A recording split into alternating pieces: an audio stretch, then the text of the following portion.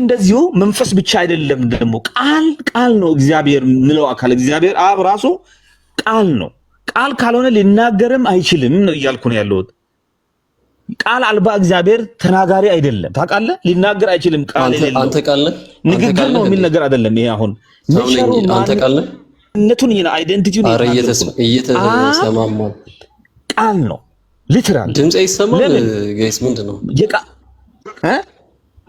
እኔና እግዚአብሔር ምን ያገናኛል አይ አንተም ተናጋሪ ነህ ከኔና እግዚአብሔር ጋር ከኔና እግዚአብሔር አይደለም እኔ ሰው ነኝ እግዚአብሔር ግን ቆይ ስማ ቆይ አሁን በተናገርከው ላይ ተናጋሪ ከሆነ አንድ ነገር ራሱ ንግግር ነው እያልከን ስለሆነ አሁን አንተ ተናጋሪ ነህ ስለዚህ ንግግር ነህ በፍጹም እግዚአብሔርም ቃል እግዚአብሔር ነው አልክኩ አሁን ተናጋሪ መሆን ራሱኑ ነው ማለት ግን አይደለም ይሄ መታወቅ አለበት መጽሐፍ ቅዱስ ላይ እግዚአብሔር ቃል ነው የሚል አሳየን እሺ ከመጽሐፍ ቅዱስ አንድ ቨርስ ብቻ አውጣና አሳየን ከሌለ ያለ ማስረጃ ተወራ እሺ በመጀመሪያ ቃል ነበረ ቃልም በእግዚአብሔር ዘንድ ነበረ ቃልም ምን ነበረ እግዚአብሔር ነበረ ይሄ ቃል የምትለው ነገር እግዚአብሔር ቃል ነው እግዚአብሔርም ቃል ነበር ይላል በጣም ማስረጃ ያልኩህ እንግዲህ እግዚአብሔር ቃል ነበር የሚል አሳየን ያልኩህ አይደለ ያልተጠየቀውን ለምን እዚህ ጋር የሚለው ቃልም እግዚአብሔር ነበር እንጂ እግዚአብሔርም ቃል ነበር አይልም እግዚአብሔር መንፈስ ነው ለምሳሌ ለማስረዳት አናሎጂ ላምጣ ምሳሌ ንግግር አልገባኝ እያለ ሳይሆን ማስረጃ አንጣ ነው ማስረጃን የፈለኩት ማብራሪያ አይደለም እሺ ማስረጃ እግዚአብሔር ዓለማትን በቃሉ ፈጠረ ማን ነው ፈጣሪው ጥያቄ ምንድን ነበር ጉድፈላ ማስረጃ የሰጠው ነው የኔ ወንድም ጥያቄ ምንድን ነበር ማስረጃ አንጣ ያልኩህ ምለ እግዚአብሔርም ቃል ነበር የሚል አምጣን ያልከኝ ጥሩ አሁን እሱን ልታሳየኝ ነው አሁን ዓለማትን የፈጠረውን የምትለው ቨርሱን አውጥተህ ልታሳየኝ ጥሩ ግድ የለም መልስ ስጠኝ አንተ እግዚአብሔር ዓለማትን በምንድን ነው የፈጠረው እኔ እየጠየቅኩህ ነው እኮ እሱንማ እኔ ሳብራራልህ የዛኔ ትሰማዋለህ እኔ ግን መጀመሪያ አንተን ጥያቄ መልስ መጽሐፍ ቅዱስ ይወጣልሃል እዚህ ጋር ከዛ በኋላ ታሳየናለህ ዘፍጥረት ምዕራፍ 1 ቁጥር 1 ላይ ያወጣለት ከፈለገ አውጣ የት ነው ይወጣልህ ነው ሰው ነኝ ተመለስ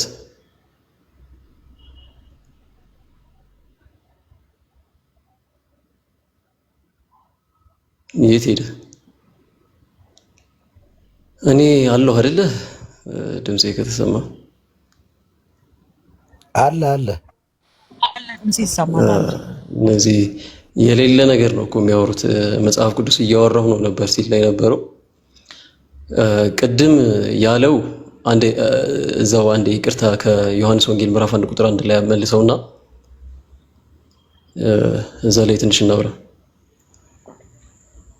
አንድ የቁም ትርጉም ይባላል አንድ አማርኛ ትራንስሌሽን የተዘጋጃል በቀጥታ ኢንተርሊኒየር ነው ወይም ደግሞ ቃል በቃል እንደወረደ ነው የተረጎሙትና እዛ ላይ ምን የሚል ትርጉም አስቀምጠዋል እግዚአብሔርም ቃል ነበር ብሎ አስቀምጠውታል የግሪኩን እንትን በመከተል ማለት ነው ግሪኩ የግራመር ስትራክቸሩን በመከተል ስትራክቸሩን ያልኳችሁ ምንድነው የሚለው መጀመሪያ ኤንአርሄ ሆሎጎስ በመጀመሪያ ቃል ነበር ብሎ ይጀምራል ዮሐንስ በመጀመሪያ ቃል ነበር ብሎ ሲናገር ነበር የምትሏን በደንብ መሰመር ያለባት ቃል ናት ምክንያቱም ከዘላለም ጀምሮ ኢምፐርፌክት ቴንስ ነው ኢምፐርፌክት የሆነው አሁን ለምሳሌ ኤሚ የሚል የግሪክ ቃል አለ ይሁን ቃል የሚባሉ አይደለ ሄልፒንግ ቨርብስ እነሱ ላይ አሁን ለምሳሌ ኢዝ አም አር ምናምን የሚሉትን በፓስት ቴንስ ሲመጡ በግሪኩ ኤን ብላ ነው የምትመጣው ኤን ማለት ከዘላለም ጀምሮ ኢምፐርፌክት ሆና ነው የመጣችው ማለትም ኤሪስት ናት ኤሪስት ማለት ሐላፊን ጊዜ የሚያመላክት ግን ፖይንት ኦፍ ታይም የሌለው ከዚህ ጀምሮ ተብሎ የሆነ ገደብ የማታስቀምጥለት ከዘላለም ጀምሮ መኖሩን የሚያመላክት ቃል ማለት ነው ነበር የሚለው የሆነ ጊዜ የመጣ አይደለም ከዘላለም ጀምሮ የመጣ ነው የሚለውን ለማሳየት ነው። ከዛ ኤን አርኬ ኤን ሆሎጎስ በመጀመሪያውንም አስቀድሞ ምንድን ነበረ? ቃል ነበረ እያለ ይመጣል ሐዋርያው ቅዱስ ዮሐንስ። ከዛ ምን አለ? ሆሎጎስ ካይ ፕሮስቶንቲዮን ሎጎስ የሚባለው ያ ከመጀመሪያው ጀምሮ የነበረው ቃል ደግሞ ከማን ጋር ነበር አለ? ከማን ዘንድ ነበር አለ? ከእግዚአብሔር ዘንድ ነበረ። ዘንድ የሚለውን ቅድም የሆነ ሰው ውስጥ ለማለትም ሲተረጉም ነበረ።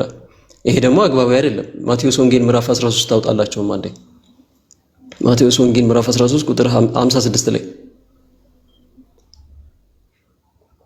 ዘንድ ማለት ውስጥ ማለት እንዳልሆነ እንዲረዱት ማለት ነው። እሺ ከ55 ጀምረን እናንብበው። ይህም የጸራቢው ልጅ አይደለምን? እናቱስ ማርያም ትባል የለምን? ወንድሞቹስ ያዕቆብና ዮሳ፣ ስምዖን፣ ይሁዳም አይደሉምን? 56 ላይ ይመጣና እህቶችስ ሁሉ ከእኛ ዘንድ ያሉ አይደለምን እያለ ይናገራል። ከማን ዘንድ? ከእኛ ዘንድ። ተናጋሪዎቹ አሉ። ከእህቶቹ ከማን ዘንድ ነበሩ ይላል? ከእኛ ዘንድ። እኛ ውስጥ ነበሩ ማለት ነው። ይሄን ሲተረጎም ዘንድ ማለት ውስጥ መሆን ከሆነ አይደለም። ከእኛ ዘንድ ማለት ከእኛ ጋር ማለት ነው።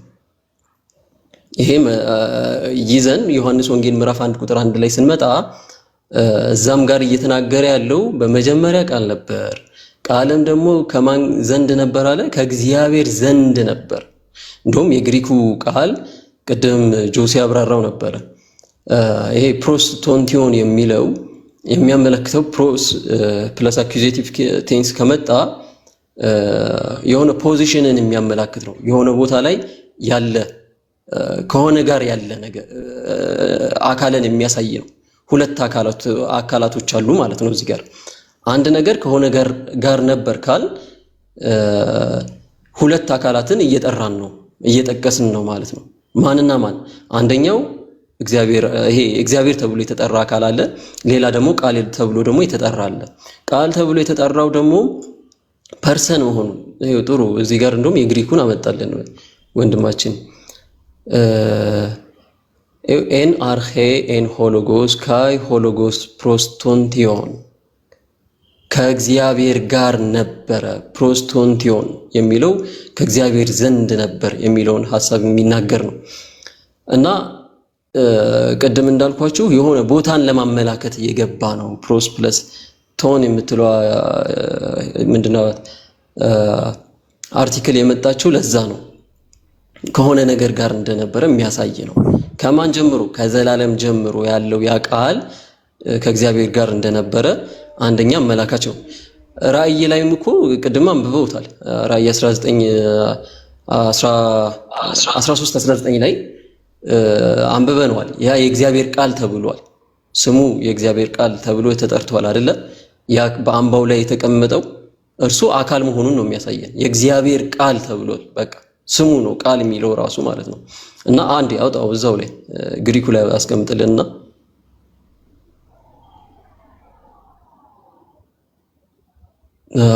እሺ ከዛ አካል መሆኑን ላሳያችሁ። እዚህ ጋር ቆይ እናንተ ታውቃላችሁ አይደል? አሁን ይሄን ሰው ነኝ አንዴ ልጨርስ። ቁጥር 2 እና 3ን ስትመለከቱ ሰው መሆኑን እዚሁ ላይ ምንድነው አካል መሆኑን እዚሁ ላይ ያስቀምጥላችኋል። ከዛ በኋላ ምንድነው የሚለው? ሆቶስ ኤን አርኬ ፕሮስቶንቲዮን በመጀመሪያም ይሄ ከመጀመሪያም ከእግዚአብሔር ዘንድ ነበር ካለ በኋላ ቁጥር 3 ላይ ይመጣና ዋናውን ነገር ታገኛላችሁ። ምን ይላል? ፓንታ ዲ አውቶ ኤጌኔቶ ካይ ሆሪስ አውቱ ኤጌኔቶ ሆዴ ኤን ሆጌኔን ጌጎኔን እያለ ይናገራል። እና እዚህ ጋር አንድ የምናገኘው ነገር አለ። ፓንታ ዲ አውቱ ኤጌኔቶ የሚለው ማለት ነው። አውቱ የሚለው የግሪክ ቃል እርሱ ተብሎ የተጠራ አካል አለ። አሁን ለምሳሌ በእንግሊዘኛው ምንድነው የሚለው? all things were made by him ይላል ቁጥር 3 ላይ ማለት ነው። ቁጥር 3 ላይ ሁሉም ነገር በማን የተደረገ ወይም ደግሞ ተሰራ? እሱ የተባለ አካል ነው።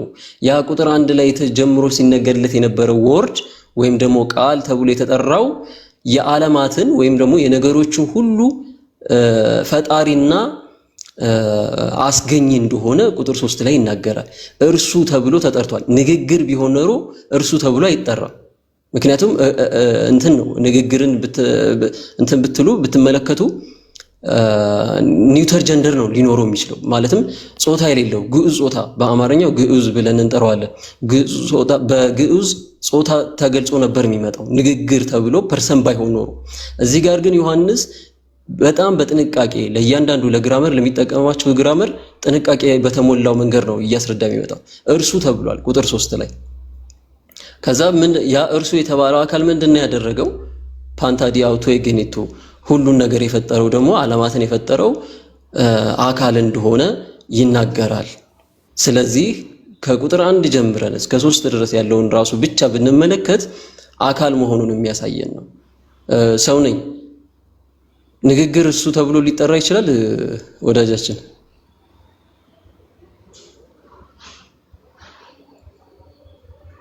አለህ ያለ ማን ነው? ራሱ ተናጋሪ ነው። ንግግር እርሱ ተብሎ ሊጠራ ይችላል? ንግግር ያለ ሰው እኮ የለም። ቃል ራሱ ተናጋሪ እግዚአብሔር ነው። ኦኬ እንጂ የሆነ እሺ ተናጋሪ እግዚአብሔር ነው። እግዚአብሔር እሺ ጥሩ። እዛ ጋር ከላይ እኮ ቁጥር 1 ላይ ቃልም እግዚአብሔር ዘንድ ነበር ሲል ራሱ ከራሱ ዘንድ ነበር ማለት ነው። አንድ አይነት አካል ከሆነ ራሱ በራሱ ጋር ማለት ሴንስ ይሰጣል። እግዚአብሔር በእግዚአብሔር ዘንድ ነበረ ወይ ብዬ መጠየቅ ያለብኝ እኮ እኔ ነኝ በእናንተ ትምህርት። ለምን እግዚአብሔር አብና እግዚአብሔር ወልድ ሌላ ናቸው ስለምትሉ ይሄን ጥያቄ ለአንተ መልሼ እጠይቃለሁ እንጂ ለኛ ለእናንተ ነው እንጂ እግዚአብሔር በእግዚአብሔር ዘንድ ነበር ሲባል ማለት ነው። አብራራለን፣ እኛ እናብራራዋለን። ምክንያቱም ሁለቱ በአካል የተለያዩ ስለሆኑ አንዱ ከአንዱ ዘንድ ነበር ተብሎ ሊነገርለት ይችላል። በእናንተ ግን ሁለት አካል ስለሌለ አንተ አሁን ለምሳሌ ሰው ነኝ ከሰው ነኝ ጋር ነበረ ተብሎ መግለጽ ይቻላል። እኔ የምናገረው ቃል ከኔ ዘንድ ነው ማለት ግልጽ አይደለም እንዴ? እኔ አሁን ስናገር ቃል ከኔ ጋር አይደለም። እዚህ ጋር እኮ ፐርሰን ነው ብለን እኮ ተነጋግረናል አይደል? እርሱ የተባለው ያ ወርድ የተባለው እርሱ ተብሏል። እርሱ ከተባለ ደግሞ አካል አለው ነው ሐሳቡ። እስኪ ቆይ ተስፋ አድርገን ልናገር። አንተ ግሪኩ ላይ ምኑ ላይ እንዳብራራው እንግዲህ ላብራ እስቲ በማብራሪያ ካልሆነ ቅድም ወደ አነሳሁት ፖይንት ልመለስና እግዚአብሔር የሚባል አካል ቃል ነው። ለምን መዝሙረ ዳዊት 33 ላይ ምን ይላል? ሰማያት በእግዚአብሔር ቃል ጸኑ ይላል። አሁን ሰማያትን ማን ነው ያጸናው የሚል ጥያቄ ብንጠይቅ እግዚአብሔር ነው። ግን የጸኑት በምንድን ነው? በእግዚአብሔር ቃል ነው። ስለዚህ በእግዚአብሔር ቃልና በእግዚአብሔር መካከል ፍጹም ልዩነት እንደሌለ እንረዳለን ማለት ነው። ለምን ደግሜ እናገራለሁ። ሰማያት በእግዚአብሔር ቃል ጸኑ። ጥሩ። ሰማያትን ማን ነው ያጸናው? ማን ነው ካልን እግዚአብሔር ይሆናል። አየህ፣ አሁን ቃልና እግዚአብሔር አንድና ያው እግዚአብሔር ቃል ነው የሚለውን ትርጉም እንይዛለን እዚህ ጋር ማለት ነው። ሰማያት በእግዚአብሔር ቃል ተሰሩ ማለት እግዚአብሔር አልሰራቸው ማለት አይደለም። እግዚአብሔር በቃሉ ነው የሚሰራው። ቃል የእግዚአብሔር ማንነት ሆኖ ይገኛል ማለት ነው መረዳት ስንፈጥር። ስለዚህ አሁን በመጀመሪያ ቃል ነበረ፣ ቃልም በእግዚአብሔር ዘንድ ነበረ፣ ቃልም እግዚአብሔር ነበረ። በደንብ ነው። ይሄ እኮ ግልጽ እኮ ነው። በቃ ተተረጎመ እኮ። ቃል እግዚአብሔር ነው ራሱ። ይሄ ቃል ብለን የምናገረው ነገር ለምን በቃልና በእግዚአብሔር ዘንድ ልዩነት እንደሌለ በደንብ አስረዳው ይመስለኛል። ይባላል ወይ ኖ? እንደዛ አይነት ራሱ ከራሱ ጋር አትሄድ። ይሄው ማስረጃ ሰጥቻለሁ፣ አድምጠኝ። ቆይ ስማ፣ መቼ ሰጥኝ? ሰው ሲሰማህ ቆይ ሰው ሲሰማ ዝም ብሎ ሲሰማህ እየተቀበለ አይደለም። እንደው እንድጨርስ ብዬ ነው እንትን ያልኩህ ዝም ያልኩት። 33 ላይ ልመለስ። የሆነ ሳውንድ የሆነ ነገር ባክን ፎርስ እናድርግና 33 ላይ ልሂድ። እሺ፣ ሰማያት በማን ቃል ጸኑ? በእግዚአብሔር ቃል ጸኑ አይደል? መልስ ስጠኝ። ባክን ፎርስ እናድርግ ብያለሁ። አዎ በእግዚአብሔር ቃል ጸኑ። ግን ያ እሺ እየመለስኩልህ ነው። በእግዚአብሔር ቃል ጸኑ ይላል። ቆይ አይደለም። እሺ ጸኑ አልከኝ። አንደኛ ሰማያትን ያጸናው ማን ነው? ምን ነው? እግዚአብሔር እኮ አይደል? ኖ ፕሊዝ፣ ማን ነው ሰማያትን ዓለማትን ያጸናው ማን ነው? እግዚአብሔር አምላክ። አልሰማኸኝም? እንድትመልስልኝ ፈልጋለሁ ወይ ራስህ ይናገር። ቃልና እግዚአብሔር ልዩነት እንደሌለ እዚህ ፖይንት ላይ ቆሜ እኮ እየተናገርኩ ነው። በፍጥነት እንዳልሄድ ብዬ ነው። ስለዚህ ቃል እግዚአብሔር ነው እኮ ቃል እግዚአብሔር ነው አይደል? ስለዚህ ቆቆ ፕሊዝ አትሳቅ፣ እየሰማው ነው። የኔ መልስ በትክክል መልስና ቀስ ብለን እናወራ። ሰማያት በእግዚአብሔር ቃል ጸኑ። ሰማያት በምን ጸኑ? በእግዚአብሔር ቃል። ሰማያትን ያጸናው ማን ነው? እግዚአብሔር። አየህ፣ በእግዚአብሔር ቃልና በእግዚአብሔር መካከል ልዩነት አለ እንደ በዚህ መሰረት በፍጹም ሊኖር አይችልም። እግዚአብሔር ቃል መሆኑን እንማራለን። በቃልነቱ ነው ዓለማትን እየፈጠረ ያለው ማለት ነው። እሺ ባኬንድ ፎርዝ እንብለሃል ማለት ነው። ስህተት ተናግሬያለሁ? መልስልኝ እስኪ። አዎ ስህተት ተናግረሃል። ልጠይቅህ በመጀመሪያ እሺ ወደሱ እንትን ልበልና ዘፍጥረት ላይ ልውሰድህና ዘፍጥረት ምዕራፍ 1 ቁጥር 1 ላይ እግዚአብሔር ሰማይና ምድርን ሲፈጥር በምኑ ነው የፈጠረው? ወዳጄ አይሰማም? በምኑ ነው የፈጠረው? ኔትወርክ በጠበጠኝ ወንድሜ፣ በጣም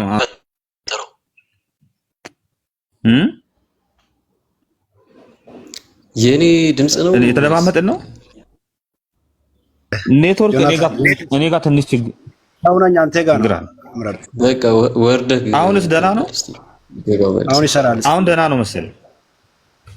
እሺ በመጀመሪያ እግዚአብሔር ስለሆንኩ ላጠቃልል። ስማ ቆይ አይደለም፣ አሁን እየተደማመጥን ብዙ ሰዓት ስታወራ ዝም ብያለሁ። በመጀመሪያ እግዚአብሔር ሰማይና ምድር ፈጠረ ሲል እዚህ ጋር እግዚአብሔር በምን ነው የፈጠረው? ሰማይና ምድር በቃሉ ፈጠረ። በቃሉ ፈጠረ። ያ ቃል እርሱ ተብሎ ሊጠራ ይችላል? አይ ፈጣሪው ማን ነው ብለህ ጠይቃ መልሰህ ማን ነው? እግዚአብሔር አይደል? እኔ የምጠይቅህን መልስ። ለምን እኔ አንተ የምትለው እንድጠይቅህ ትፈልጋለህ? እኔ አላልኩም። እኔ መጽሐፍ እንድትመልስ የምፈልገው እግዚአብሔር ፈጠረ ብለን ጀመርን እኮ። እግዚአብሔር ሰማይና ምድርን ፈጠረ ብለን ነው የጀመርነው። አልተሳሳትም። ምንድነው ጥያቄ? አንደርስታንድ አድርጌያለሁ። ፕሊዝ ትዊስት አታርገኝ። ገብቶኛል። ምንድነው አይደለም? እግዚአብሔር እግዚአብሔር ሰማይና ምድርን ይኸውልህ፣ ቆይ ስማኝ። እግዚአብሔር ሰማይና ምድርን ፈጠረ ብለን ጀመርን አይደል? ፈጣሪው እግዚአብሔር ነው። ፈጣሪው ማን ነው አላልኩም አይደል እንዴ? ምንድነው የምትለው ወዳጅ? በቃልና በእግዚአብሔር መካከል ልዩነት የለም ብዬ የተናገርኩ ነው። እኔ ማን ጠየቀህ እሱን? ቆይ የተጠየቀውን ለምን አትመልስም? ምንድነው ያልኩህ? ጥያቄውን ራሱ ያስታውሰኝ። ጥያቄ ምንድነው ያልኩህ?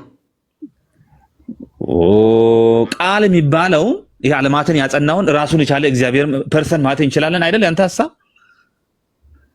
እርሱ ተብሎ ሊጠራ ይችላል ወይ የሚል ጥያቄ። አሁን ያልኩት ትክክል አይደል ታዲያ? እንዴ ሌላ ነገር ነው እኮ እየመለስክ ያለው ወዳጅ። እሺ አድምጠኝ ጆናታን ፕሊስ አድምጠኝ። በቃ አሁን ዝም ብለህ ስህተት ባልሰራውበት ተሳስተሃል አትበለኝ። ስማኝ እስኪ። በመጀመሪያ እግዚአብሔር ሰማይና ምድርን ፈጠረ። ማን? እግዚአብሔር።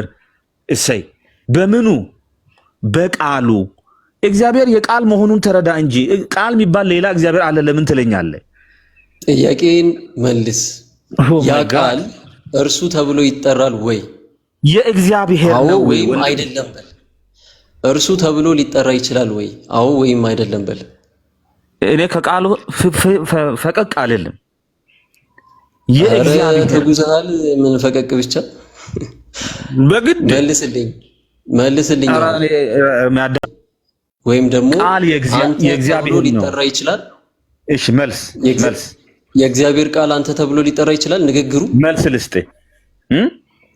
መልስ ከእግዚአብሔር ተለይቶ ሌላ ፐርሰን የሚባል አላውቅም የለም እያልኩ ነው። መልስ አልሰጠሁም። ከእግዚአብሔር ተለይቶ አሁን እሱን እየጠየቅኩ አይደለም። ከእግዚአብሔር ተለይቶ ሌላ አካል ይባላል ወይ እያልኩ አይደለም። ተለይቶ አጠገቡ ነው እያልከኝ አይደል? እየጠየኩ ያለሁት አሁን ለምሳሌ አንተ እስቲ ተናገር ጆናታን ልክ ቢሆንም አሁን ጆናታን ስትል ቆይ አንዴ ስማኝ አሁን ጆናታን ብለህ ስትል ንግግር ወጥቷል ካንደበት አይደል ይሄ ንግግር አንተ ብዬ ልጠራው እችላለሁ ምን ማለት ነው እኔ እኮ ነኝ ተናጋሪው እኮ አንተ ነህ ተናጋሪው እኮ እሱማ በቃሌ ንግግር አንተ ምል ቃሌ የኔ ነው ንግግር ጆናታን ስማኝ ቃሌ የተናገርኩት የእኔ ነው ኦኬ ቃል የሚባል ያንተ ነው የኔ ነው እኮ አላልኩም አሁን እየተናገርክ ያለው ድምጽ ያንተ ነው አዎ ንግግርህም ያንተ ነው አዎ ከኔ ይወጣል ሌላ ቃል የሚባል ነገር ሊኖር አይችልምማ የኔ መገለጫ የሆነ ቃል ከኔ ይወጣል እንጂ ቃል የሚባል ከኔ ጋር እኮ ይስማ መቼ ሰማኸኝ ያንተ ንግግር አሁን ስታወራ ነበር አይደለ አሁን ለምሳሌ ብለሃል ያልከውን አንተ ብዬ መጠራት እችላለሁ እንዴት የሚቻል ነገር ነው እንዴ አይቻልም እያልኩ እኮ ነው እግዚአብሔር ይስጥልን እሱን ነው እያልነው እኛ ያለነው ልክ እግዚአብሔር ሰማይና ምድር ሰማይ ይሁን ምድር ይሁን ብርሃን ይሁን ብሎ ሲናገር ይሄ ንግግራዊ ቃል ተብሎ ነው የሚጠራው አንተ ተብሎ ሊነገርለት አይችልም የእግዚአብሔር ንግግራዊ ቃል አንተ ተብሎ ፕሪዲኬት ማድረግ አይችልም በቃ አሁን ስለ ቆይ አንዴ ያዘው አንዴ ንግግርህን አንዴ እንትን በለውና ያዛርገውና እኔ ልጨርስ እሺ ቴንክ ዩ እግዚአብሔር ሰማይ ይሁን ምድር ይሁን ብርሃን ይሁን ብሎ ሲናገር ይሄ ንግግራዊ ቃል ተብሎ ነው የሚጠራው ለምሳሌ ኢሳይያስ ላይ አንድ እግዚአብሔር የሚናገረው ነገር አለ ቃሌን ያው የምልከውን ሁሉ የምሻውን ነገር ሁሉ ያደርጋል እንጂ እንዲሁ በከንቱ ወደኔ አይመለስም እያለ እግዚአብሔር አምላክ ይናገራል አይደል ቃሉን የሚልከው ያ ንግግር እግዚአብሔር የሚለውን ነገር ሁሉ ያደርጋል እንጂ በከንቱ ወደ እግዚአብሔር ተመልሶ አይመጣም ይሄ ምንድነው ንግግራዊ ቃል በግሪኩ ሄደህ ብታየው ሬማ ተብሎ ነው የመጣው ስለ ፐርሰን አንድም ቦታ ላይ መጽሐፍ ቅዱስ እርሱ ተብሎ የንግግር ከሆነ የእግዚአብሔር ንግግር ከሆነ ንግግራዊ ቃል ተብሎ በሚገለጽበት ጊዜ አንተ ተብሎ የተጠራበት አንድም የመጽሐፍ ቅዱስ ክፍል አታመጣልኝ አሁንም እንደተነጋገር ነው ማለት ነው አሁን ይሄ እናንተ ትምህርት እኮ ነው ቆይ እርሱ ተብሎ ይጠራል የምትሉት እኮ እናንተ ናችሁ እንጂ እኔ አይደለሁም አላልንም የት ነው ያልነው እስቲ ራሱን የቻለ ከእርሱ ጋር የነበረ ዊዝ ማለት ጋር ማለት ነው እንዴት ለምን አሁን ሌሎ ሰው ለምታረጋላችሁ ሰውን ይሄ ነው እኮ አለመረዳትህ አንደኛ እንዴት አለመረዳት ሚውት አርግሽ አሁን ግልጽ ላርግልህ ቃል የሚባለው ነገር ሁለት አይነት ቃል አለ መጽሐፍ ቅዱስ እንዳለ በአጠቃላይ ስንመለከት ሁለት አይነት ቃል አለ አንድ ምንድነው ንግግራዊ ቃል ተብሎ ይጠራል ሁለተኛው ቃል ደግሞ አይነት ትስጉታዊ ቃል ስጋ የሆነው ቃል ዮሐንስ ወንጌል ምዕራፍ 1 ጀምሮ ስታነበው እነዚህን ሁለቱ እንትኖች ታያለ ትስጉታዊ ቃል እኔነት አለው እኔ ማለት ይችላል ማንነታዊ ነው ራእይ ላይ ምዕራፍ 13 ላይ ስትመለከት 19:13 ላይ ስትመለከት ስሙም የእግዚአብሔር ቃል ተብሎ ተጠርቷል አይደለ ልክ እንደ ስሙ መጠሪያው ቃል ተብሎ የተጠራ ሌላ አካል አለ ፐርሰን ነው ይሄ ምንድነው ትስጉታዊ ቃል ተብሎ ይጠራል ወይም ደግሞ ስጋ የለበሰው ቃል ማለት ነው ዮሐንስ ወንጌል ምዕራፍ 1 ቁጥር 14 ላይ ቃልም ስጋ ሆነ ተብሎ እንደተናገረው ማለት ነው ያ ስጋ የሆነው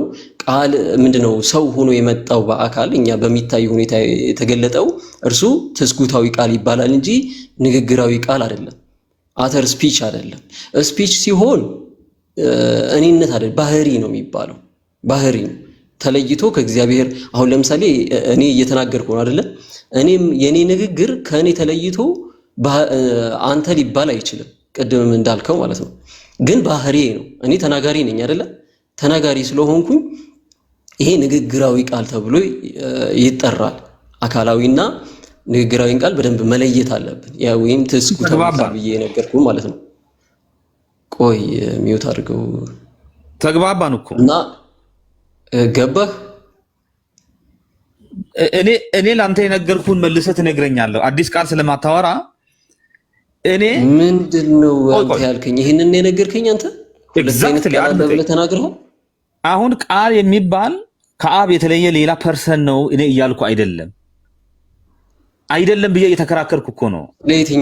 ስለየትኛው ቃል ንግግራዊ ቃል ነው ወይስ ትስጉታዊ ቃል? ከአንድ ተናጋሪ ውጪ እኮ ሁለት ሶስት ተናጋሪ የለንም ወንድም። እግዚአብሔር ይናገራል። ለምሳሌ አሁን ቅድም እንደገና ከሁለቱ ቃል የትኛው ነው እየተናገርክ ያለው? ሁለት ቃል የለም። አሁን እኮ ወደ መጀመሪያው ሐሳብ ልሄድ። አይ እንዳለማ ሳየው እኮ ንግግራዊ ቃል አለ፣ ትስጉታዊ ቃል አለ አልኩ። ይሄንኛው አንተ ነህ ብትለው እኮ ይሄንን ስማኝ እስኪ። አሁን እግዚአብሔር እኔ ከተናገርኩት ውጪ የተናገርከው የለም አላልኩም ነበር እንዴ? ምንድነው አሁን ደግሞ አንተ ነህ የተናገርከው አልክ። ፕሊዝ አይደለም እዚህ ጋርማ በደንብ እንትን እያልን ሄድ እያጠራን። በመጀመሪያ እግዚአብሔር ሰማይና ምድርን ፈጠረ አልን አይደል? እንደዛ ብለው ነው የጀመርነው እኮ እንደዛ ብለን ነው የጀመርነው። ወዳጄ ቆይ አልናገር አላስረዳ ሐሳቤን አይደለም። መጀመሪያ ግልጽ አድርገህ እንድታስረዳ ነው የምፈልገው። ምኑን? ቅድም የተናገርኩት ካንተ የተለየ ነገር አይደለም። ቃል የሚባል ሌላ ፐርሰን የለም እኮ ነው የኔ ሐሳብ። አይ አለ እኮ ነው ያንተ ሐሳብ አይደለም እንዴ? ቅድም የተናገርኩት አንተ የተናገርከውን ነው፣ ሌላ ምንም አላመጣም ስትል ነበርና።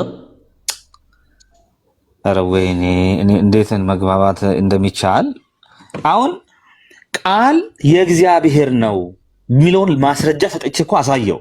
ቃል ራሱ እግዚአብሔር ሳይሆን ሌላ እግዚአብሔር ከአብ የተለየ ሌላ እግዚአብሔር ሳይሆን ሌላ ፐርሰን ወይ እናንተ እንደምትሉት ሳይሆን ራሱ አብ ነው የሚለውን እኮ በደንብ አሳይቻለሁ።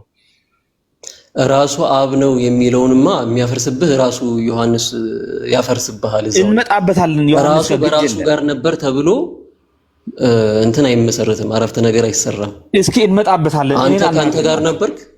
ለምን አንተ ለምን አታናግረኝም? እኮ እኔ ጉድ እኮ ነው እያናገርኩህማ ነው። ማንን ነው እያናገርኩ ያለሁት?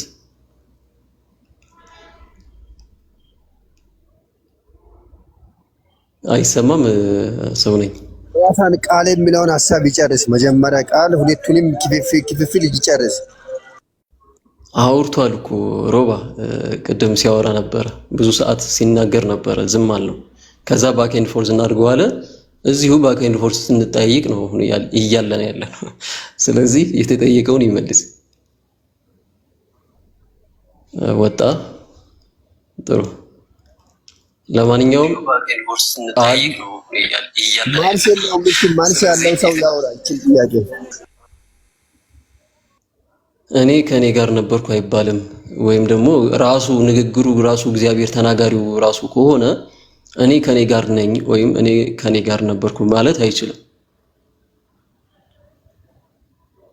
እሺ ሌሎቻችሁ ቀጥሉ።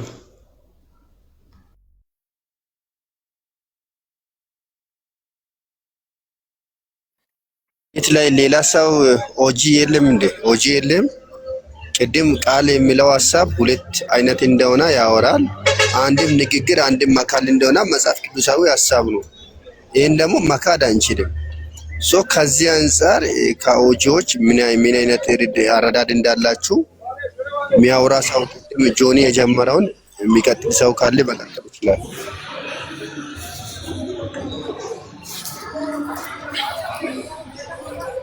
ሸበላው ተመልሷል። ሸበላው አቤት አቤት አቤት፣ ደህና ነህ? አስተካክለህ መጣ። ምኑን ቃሉን እንሰርዝ እንደ ምኑን ነው ማስተካከለው? እንግዲህ እናንተ እየሰረዛችሁ እያስተካከላችሁ ለነገሩ እያጠፋችሁ ናችሁ። እግዚአብሔር ቃል ነው ወይስ ቃልም እግዚአብሔር ነው የተባለው? ቃል እግዚአብሔር ነው። እግዚአብሔር ቃል መሆኑን አትርሳ። አሁንም ቢሆንም ይኸውልህ ይሄ ማነው አሁን ከሰው ነኝ ጋር ያወራው አወራም። እሱም እንዲያው ፈልጌ ነው ጆኒ ነው ምንድነው ፈልጌው ነው የገባሁት። እሺ አውራው ያዋራኝ ጆናታን አውራ ጆናታን አውራ። ማንን ላውራ? የሸበላውን ንግግር ቤላው ቤላው ብላም ሸበላው ጆና ቆይ አንተን ላውራ ወይስ ንግግርህን ላውራ? ሸቤላው ከሁለታችሁ አንዳኛችሁን ላውራ። የትኛው? እኔን ኦኬ ንግግርህን አላውራ። ምንድን ነው ያልከኝ? ንግግርህን ላውራ ወይስ አንተን ላውራ? ምንኛ ነው የምታወራው ደግሞ? ይሄንም እንከራከረ እንደ ቃሉን እናውራ እንጂ ይሄ ነው የእናንተ አስተምሮ እንደዛ አይነት ነው። በቃ ግራ የገባው አስተምሮ መሆኑን የምታውቀው ከዚህ አንፃር ነው። ምን አልከኝ? እሺ ቀጥል። አይ ለምንድን ነው ለስድብ አትቸኩሉ? እንደተማረን ሰው ቃሉን ብናወራ አይሻልም? እኔ እኮ አልተሳደብኩም። አሁን እኮ ራስን ምን ግራ ይገባው ነገር ብለሃል እኮ ብዙ ነገር ያልከው። አይ ችግር የለም። ቆይ ተው እስኪ በቃ ቃሉን እናወራ። እሺ ቀጥል። እሺ አንተ ቃል የምለውን ሌላ አምላክ አለ ነው የምትለው ወይስ ምንድን ነው? ቅድም እያወራሁ ስለወጣሁ እኮ እኛማ ቃልን አስረድተናል። ንግግርና ፍስኩታዊ ወይም ደግሞ አካላዊ ቃል ይለያያል ብለን አስቀምጠን ነበር። በቃ ቀላል ጥያቄ እኮ ነው። ቃል የምል ሌላ አምላክ አለ ወይስ እግዚአብሔር እራሱ ቃል መሆኑን ነው የምታውቀው? ሌላ አምላክ አለ ሳይሆን የአንዱ አምላክ ሌላኛው አካል ነው። የአንዱ አምላክ ሌላኛው አካል ከሆነ እኮ አሁንም ሁለት እኮ ነው። የአንዱ አምላክ ሌላኛው አካል ካልከኝ እኮ ሁለት አካል አለ ማለት ነው። ሁለት አካል አለ። ስለዚህ ሁለት ዙፋን ላይ የተቀመጡ እግዚአብሔር የተባሉት እግዚአብሔሮች አሉ ማለት ነው። አይ እንደዛ አይደለም። መጽሐፍ ቅዱሳችን እንደዛ አይልም። ለምሳሌ ራእይ ዮሐንስ ምዕራፍ 20 ካላለ እኮ አንተ ሌላ አካል አለ ብላልኩ። አካል አለ ካልኩ እሺ እንመልስልህ። ራእይ ላይ እናውጣና ዮሐንስ የተናገረውን እዛው ምዕራፍ 22 ላይ ይመስለኛል ቁጥር 3 ላይ እስቲ ቼክ እናድርገው።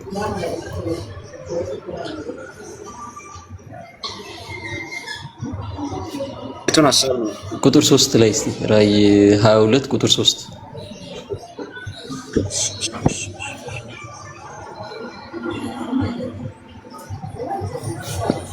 ከእንግዲህ ወዲህ መርገም ከቶ አይሆንም፣ የእግዚአብሔርና የበጉ ዙፋን በእርሷ ውስጥ ይሆናል፣ ባሪያዎቹም ያመልኩታል፣ ፊቱንም ያያሉ እያለ ይናገራል። እዚህ ጋር ስንት አካል ነው የተጠራው ሚኪ? እዚህ ጋር የተጠራው ማንና ማን አለ ነው ያለው? ማንና ማን አለ ነው የሚለው እዚህ ጋር? ከእንግዲህ ወዲህ መርገም ከቶ አይሆንም፣ የእግዚአብሔርና የበጉም ዙፋን በእርሱ ውስጥ ማንና ማን? ቆይ እሱ ጋር ያዘውና ማንና ማን አለ? የእግዚአብሔርና የበጉም በጉ ሁለት ናቸው አይደል? እዚህ ጋር ሁለት እግዚአብሔር ቆይ የእግዚአብሔር በግ የሚለው ሌላ አምላክ ማለት ነው። ጆይ ቆይ ሌላ አምላክ የእግዚአብሔር በግ ማለት በጉ ሌላ አምላክ ነው። መቼ ጠየቁ አልኩኝ እንዳልሆነ አዳምጠኛ እኮ ለአምላክ እያደረክ እኮ ነው። አዳምጠኝ። እዚህ ጋር እኮ የበጎች እረኛም እሱ ነው። የበጎች መግቢያ በርም እሱ ነው። አንዴ ስማ፣ መረዳት እናንተ መረዳት የሚለው ከፍታ ላይ አልወጣችሁም። አየህ የሆነ በቃ የእግዚአብሔር እናንተ መረዳት ከፍታ ላይ ወጣችሁት ደግሞ ታስረዱናላችሁ። ቀስ ብለህ ስማ። እሺ በል እሺ አውራ እሺ አሁን እነዚህ ሁለቱ የተለያዩ አማልክት ናቸው ብያለሁ። አንድ አምላክ ነው። ቆይ እሺ ጥሩ አንድ አምላክ ነው። እኛም አንድ አምላክ ብለን ነው የምናምነው። ባይዘው አልገባ። ለማንኛውም ካልክ በቃ አንድ ብለህ አምነህ በቃ ይሄ በግ የሆነው እኛ ለማዳል ሲል ነው። በግ ማንና ማን ነው የሚለው ስም አይደለም፣ ስሙ ኢየሱስ ነው። ማንና ማን? የእግዚአብሔርና የበጉ ዙፋንን አይደል አሁን እየጠየቅኩ ያለሁት ማንና ማን ነው? የተጠቀሱ ሁለት ስሞች አሉ እዚህ ጋር። ማንና የእግዚአብሔርና የበጉም ይላል። ስለዚህ ሁለት ናቸው አይደል?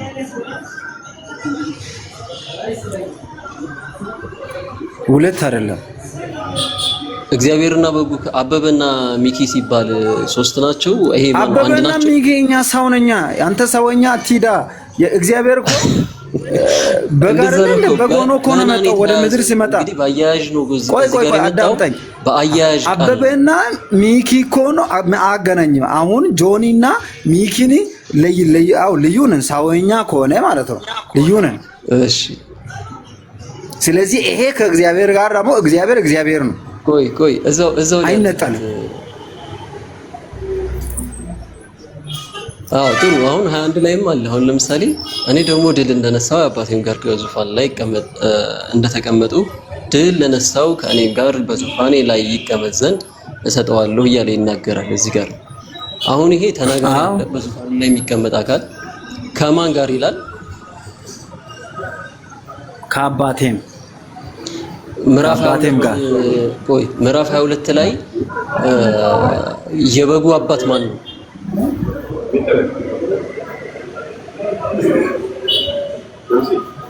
የእግዚአብሔር የበጉ ይላል እንጂ የበጉ አባት እንዴ ከአባቴ ዙፋን ላይ አላለም እንዴ? ቅድም እኮ ከታች 21 ላይ ተነዋል አይደል? የበጉ አባት እሺ፣ የበጉ አባት ማለት መልስልኝ።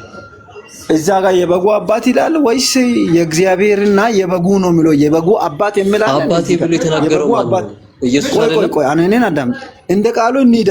የእግዚአብሔርና የበጉም ይላል እንጂ የበጉ አባት ይላል እዚህ ጋር። እስኪ እዚህ ጋር አላልኩም እኮ። እሺ ኢየሱስ እኮ ላስረዳህ። እሺ ኢየሱስ የኢየሱስ አባት ማለት ነው። የኢየሱስ አባት ቃል እኮ ነው።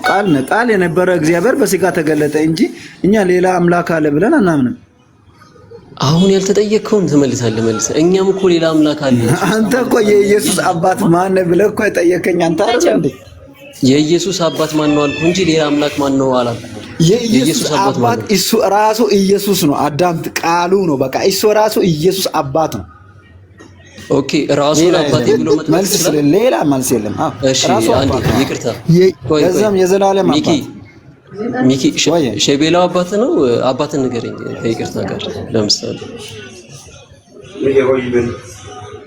ያው ለትልቁ ስህተት ልንገርህ። ስለዚህ እኔ ቆይ አዳምጠኝ። የኔ አባት ሸቤላው ሳይሆን የኔ አባት ብርሃኑ ነው። ለብርሃኑ ደግሞ እኔ አለው። ለኔ ልጅ ደግሞ ናቲ ነው። የናቲ ልጅ ደግሞ ቀጥሎ ሌላ አለ። እግዚአብሔር እየተወለደ የሚሄድ አይደለም። ብቻውን ህዝቡን እስራኤልን የመራ አምላክ ነው። ቆይ አንዴ እንረጋጋና እዚህ ጋር ለምሳሌ አንተ አባት ማን ነው ያልከኝ? ብርሃኑ ነው ብለኛል። ስለዚህ ሚኪ ብርሃኑ ነው። እሺ ጥሩ። ለምሳሌ አንተ አባቴ ነኝ ብለህ መናገር ትችላለህ? ወይም ደግሞ እኔ አባቴ ነኝ ብለህ መናገር ትችላለህ? በፍጹም አልችልም። እግዚአብሔር ይስጥህ። እኛም እያልን ያለ ነው እሱ ነው። ኢየሱስ እዚህ ጋር አባቴ ብሎ ሲናገር ራሱ አባት መሆን አይችልም፣ ወይም ደግሞ አብ ሊሆን አይችልም። እሱ እኮ ግን ችሏል። ታውቃለህ? እሱ እኮ ችሏል። እንዴት ቻለ ከተባልክ መጀመሪያ ቆይ ላሳያት። አሁን ይሄንን ሎጂክ ትቀበለዋለህ አንተ? አዳምጥ እኮ ቆይ ሌላ እኔም ጥቅስ ልስጥህ። ጥቅስ አትቀበልም? ከእግዚአብሔር ቃል አሰማ። ኧረ ትቀበላለሁ። ስጠኝ እስቲ። እሺ እኔ የማወራው ቃል ከራሴ አልናገርም አላለም እንዴ? አዎ ብሏል። እሺ እስኪ ዮሐንስ 14 ከፍተን እናንበው። እንዲሁም እስከ በጣም እዛ ጋር ያለው ቃል ችግር የለም እናንበው። አውጣው ዮሐንስ 14 አዎ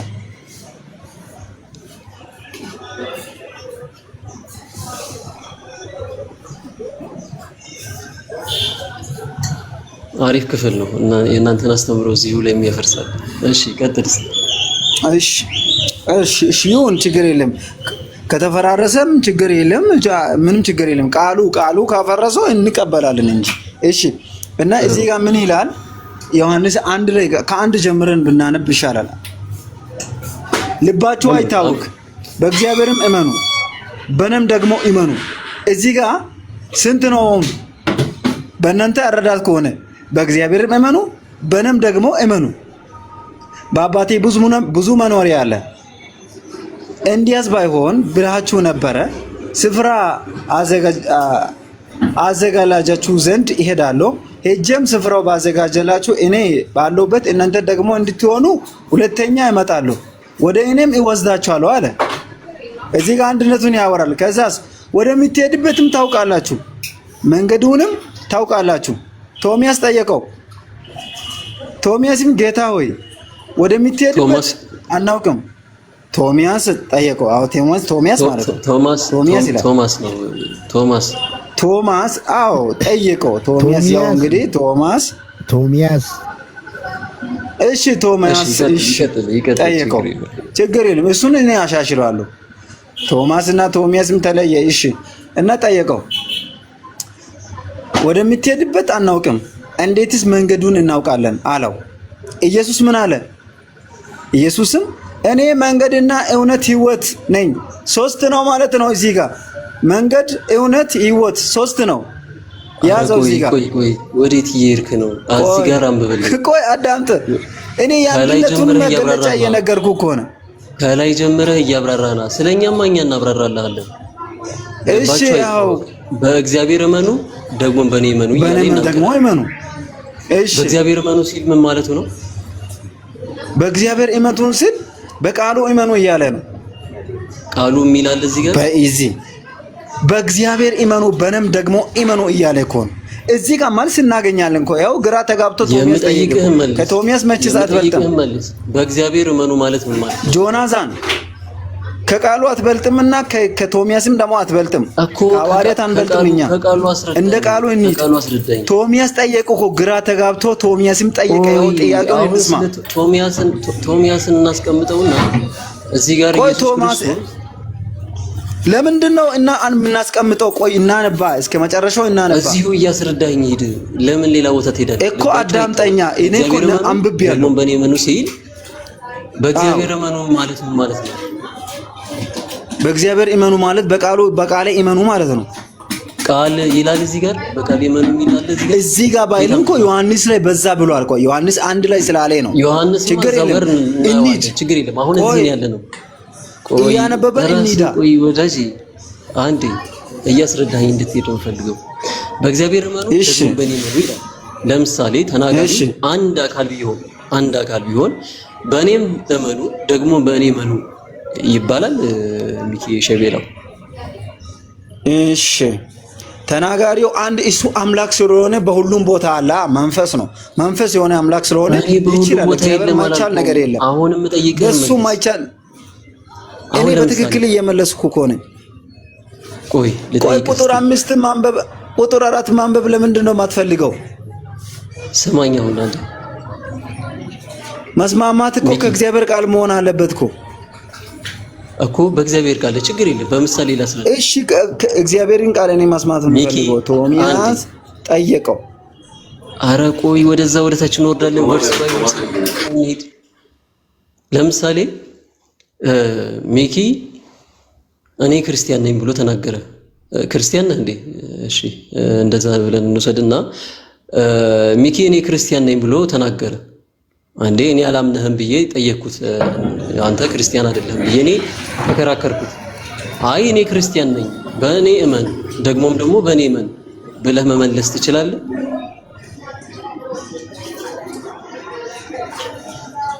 እኔ ክርስቲያን ነኝ በቃሉ እመኑ ይላለሁ እንጂ እኮ እኔ በእኔ እመኑ ለማለት በፍጹም አልችልም። ቃሉ አይደለም በእግዚአብሔር እመኑ እንጂ የሚለው እግዚአብሔር በእግዚአብሔር እኮ በእግዚአብሔር እመኑ በእኔም እመኑ ይላል በእኔም በቃሉ ይላል። እንደዚህ ጋር በቃሉ ይላል እንዴ? አይ እግዚአብሔር ቃል እንደሆነ አንተ ማመን አለብህ እኮ ነው እያልኩ ያለው። የለማ አንድ ቨርስ ላይ እንደዛ የሚል የለም። እግዚአብሔር ቃል ነው እንጂ አንተ ማታው እናነባ እስከ ታች እንሂዳ። ቆይ ቁጥር 2 እንወረድ። አሁን ቁጥር 3 አንበብ። ቁጥር 2 ላይ እንሂድ። አንዴ ቁጥር 2 ምንድነው የሚለው? መልሻለሁ። ባይዘዋይነን አልመለስክም እንዳልመለስክ እኔ መልሻለሁ። እንዳልመለስክ እዚሁ ቁጥር 2 ላይ ላሳይ ነው። ቁጥር 2 ምንድነው የሚለው? አንብበው እንዴ አይታይም? ራስህ አንብበው፣ ችግር የለም። እሺ በአባቴ ቤት ብዙ መኖሪያ አለ፣ እንዴት ባይሆን ባልኋችሁ ነበር። ስፍራን አዘጋጅላችሁ ዘንድ እሄዳለሁና እያለ ይናገራል። አባቱ የት ነው ያለው? የአባቱ መኖሪያ የት ነው? ውስጥ። የት ውስጥ? በሰውነቱ ውስጥ። እዛ ሄጄ ነው የሚለው? በሰውነቴ ውስጥ ሄጄ ነው መኖሪያ ያዘጋጅላችኋለሁ የሚለው? ይሄዳል። መሄዱ እኮ እሱ ምድር ላይ ስለነበረ እኮ ነው። አራተነቱ ሁሉ በጫንቋ ላይ አለ አይደል? ውስጡ ይሄዳል። አንተ ካላለ እኔ በኢየሱስ ውስጥ ነው መኖሪያ የሚዘጋጅልህ? ቃሉ ካላለ ችግር የለም። እያነበብክ ሂድ፣ ያስረዳል። ችግር የለም። እዚሁ ላይ አስረዳኝ። እኔ ብያለሁ፣ እኔ መልሻለሁ። አንተ ምን መልስ ማለሴ ልክ ካልሆነ በሱ ውስጥ መኖር ያለ እያልከኝ ነው። በክርስቶስ ውስጥ መኖር ያለ እያልከኝ ነው። አዎ ብያለሁ። ወደ ውስጡ ነው የሚሄደው ክርስቶስ ወደ ሙላቱ። አዎ ወደ ዙፋኑ ይሄዳል። ዙፋኑ ምን ውስጥ ነው ያለው? ዙፋኑ ሰማይ ላይ ነው ያለው። ሰማይ ላይ ታዲያ ውስጡ ትላለህ እንዴ? ሰማይ ውስጡ ነው እንዴ ያለው? አዳምጣ። እሱ ወዴት ነው የሚሄደው እኮ ነው ያልከው። እሱ እኮ አምላክ ስለሆነ ቃልም ስለነበረ ሙላቱ በኢየሱስ ውስጥ መለኮቱ ሁሉ በሱ ስላለ ነው ያልኩ። እኔ እየጠየቅኩ ያለው ስለ ስፍራ ነው አይደለ? ስፍራው ደግሞ የት ነው አልከኝ? በሰማይ ነው አልከኝ። ሰማይ እሱ ውስጥ ነው ያለው። ሰማይ በሱ ውስጥ አይደለም። ሰማይ ያለው ነው ያለው። ጥሩ፣ አሁን ጥሩ እየተናገርክ ነው። አንዴ አብራለሁ። አሁን እየተናገረ ያለው አባቱ ያለበት ስፍራ የት ነው ብለኸኛል? ሰማይ ነው ብለኸኛል። ሰማይ። ኢየሱስም የሚሄደው ወዴት ነው? ሰማይ። ስለዚህ ኢየሱስ አሁን ያለው የት ነው? ምድር ላይ ነው። ምድርና ሰማይ ያለው ሁለት አካላቶች አሉ ማለት ነው። ሁለት አካል የለም። ይሄን አልስማማም። ሁለት አካል የሚል የለም ስለሌለኝ ነው። እዚሁ ላይ እኮ አሁን ኮንፌሰር ቆይ እሺ አንተ እንዳልከው ይሁንና እስኪ አንብብ። ከዛ ቀጥል። ሰምቻለሁ። እሱ ሁለት አካል አለ ብላ። አይ ይሄን መልስ ሁለት አካል ነው እሱ ካለ እናነባለን። እሺ ቀጥል። እሺ አንብብ። እንዴ መልስልኝ መጀመሪያ። ኢየሱስ ወደ ሰማይ መልሻለሁ እኮ ወደ ሰማይ ይሄዳል ኢየሱስ ብያለሁ። ወደ ሰማይ ይሄዳል ብያለሁ እኮ። ወደ አባቱ ይሄዳል። ወደ ሰማይ ወደ አባቱ ይሄዳል ብያለሁ። ሰማይ ማን? አባቱ ጋር። ጥሩ። አሁን አሪፍ አባቱ ጋር ይሄዳል። ሰማይ ያለው ማን ነው? ሰማይ እኮ ሌላ አምላክ ኖሮ አይደለም እንደዛ ያለው። ወይ ሌላው በዙፋኑ ተቀምጦ ስላለ አይደለም እንደዛ ያለው። ሌላ አምላክ ከሌለ ወደ ማጋ ነው የሚሄደው ብሎ። ቆይ አዳምጠኝ። እኔን አዳምጠኝ። ቅድም የሆነ ጥያቄ እኔ ጠይቄ ነበርከኝ ሚኪ። ቆይ ቅድም የሆነ ጥያቄ እኔ ጠይቄ ነበርከኝ። አዳምጠኝ አንዴ። ስማ መጀመሪያ አንተ በቃ ያንተን መናገር ብቻ ነው እንጂ የኔን መስማት አትችልም ማለት ነው። ቆይ እዚህ ጋር ማጥራት ስላለብን ነው። አንድ ነገር ግልጽ ላድርግ። አይ ቅድም አንተ ባወራው ነገር ላይ እኔ ለአንተ ላስረዳክ። እሺ ቀጥል። ይኸውልህ ቅድም እኔ ሚኪ ነኝ ወደ ብርሃኑ ሲሄድ ብርሃኑ ሰው ስለሆነ እኔ ወደ አባቴ እሄዳለሁ ይላለሁ። ኢየሱስ ወይ እንደዛ አካል ሌላ አካል አስቀምጦ ወይ አባት የሆነ ሌላ ኖሮት አይደለም። የኔ አገላለጹን በትክክል ስማ። በቃ ቶሚያስ ስማ። ሌላ ቶሚያስ ይሄ ነው እኔ የምለው። ቶሚያስ ቆይ አንዴ ድምጽህን ላሰማ እንዳይዘጋባች። ድምጽህን አሎ እናት ጋር ሊገባ ስለሆነ በጣም ነው እንዴ? እሺ በቃ እሺ እኔ እንትን አወጣላችኋለሁ፣ ችግር የለም። ቀጥል። እሺ ቶሚያስ ቀጥል። ጆናስን ቀጥል። አረ ጆናስ አይደለም ጆናስ። እሺ ቀጥል። ቶሚያስ ነው ወይስ ጆናታን ነው? አይ እሱ ይቀጥል እስቲ። ቶሚያስ ቀጥል። ሺቤላው እሺ ወየ እሺ ሺቤላው እኔ እሺ ያው ልጆኒ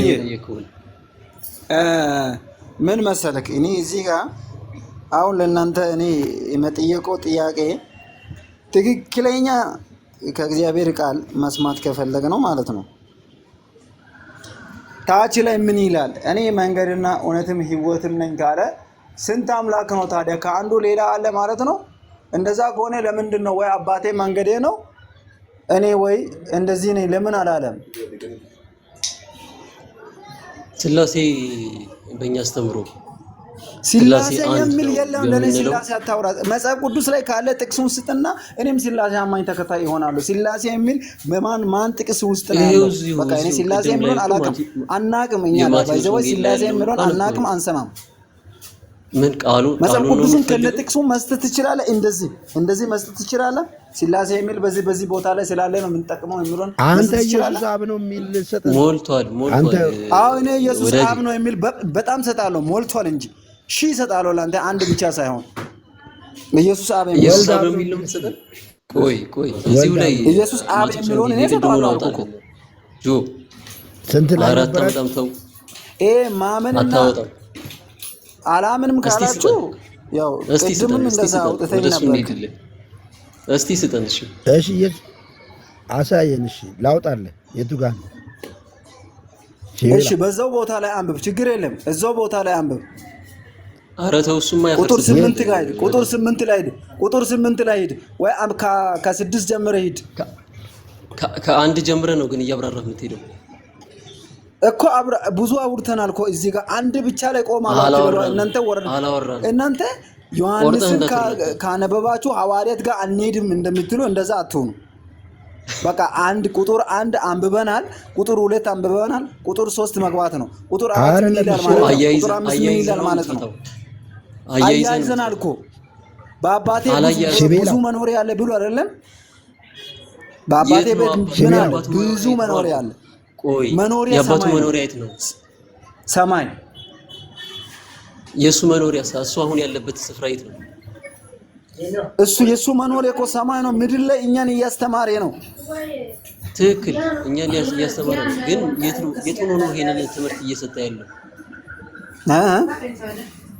ይሄንን ንግግር ሲናገር ምድር ላይ ሆኖ እየሰጠ ነው። ምድር ላይ ሆኖ እየሰጠ ነው። ስለዚህ በስፍራ እንኳን ይለያያሉ፣ አብና ወልድ፣ አባትና ልጅ ማለት ነው። በስፍራ ይለያያሉ። አዎ ይለያያሉ። ምክንያቱም እስኪ ያሳየን በስፍራ እንደሚለያዩ። እስኪ በስፍራ ይለያያሉ። አሁን እንኳን ተራስ ተናገርክ አልተናገርክም? እንደው እኔ እኮ በምድር ላይ ነበረ እኛን እያስተማረ ብያለሁ እንጂ ስፍራው ይለያያል አላልኩም እኮ። ስፍራው ይለያያል ያልከው አንተ ነህ። አሳየኝ ስፍራው ይለያያል ያልከው። አሁን እንዳልክ ደግሞ ላሳየህ ከራስህ ንግግር።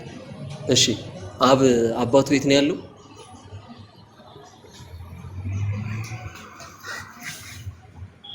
እንዴ መልስልኝ። አባት እኮ መለኮት ሙላት በሱ ውስጥ ነው ያለው። ይሄን ስለማመን ስለአቃተ አንተን ሰማይ ላይ ነው ያለው ብያለሁ። ሰማይ ላይ ኢየሱስም ሰማይ ላይ እኮ ነው ያለው። እዚህ ጋር ያለው ስጋው ነው ያለው። በስጋ ወራት ላይ ነው ያለው። እሱ ስጋ ያወራል እንዴ? አሁን ያንተ ስጋ ማውራት ይችላል? ስጋ ታዲያ ስጋ ለብሶ እኮ ነው መጣው እኮ። ስጋ ማውራት ይችላል?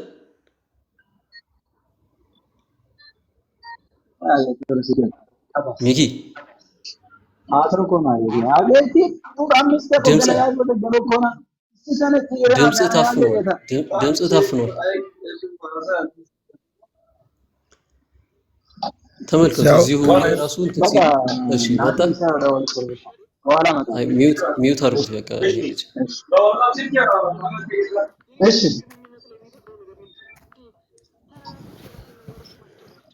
ሽቤላው ተመለስክ?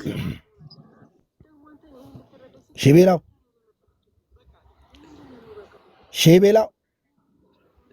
የለም ጆ እዚሁ ጋር የተምታታ ነገር ሲናገሩ እንግዲህ እየሰማችሁ ነው። አባቱ የት ነው አለ? ሰማይ ነው ያለው አለ። እሺ እሱሳ ልጅስ የት ነው ያለው? ምድር፣ በምድር ላይ ነው ያለው። ስለዚህ አባት የሚለው አካል እዛው ምድር ላይ ነው። ኦር ደግሞ ምንድነው ስለ ምድራዊ ነገር እያወራ እዛው ስላለው ስለ ኢየሱስ ስለ ራሱ እያወራ ነው እንዳይል፣ ክርስቶስ እዛው ክፍል ላይ ማቴዎስ ወንጌል ላይ ምንድነው ያለው? ወደ አንድ ሚውት አድርግ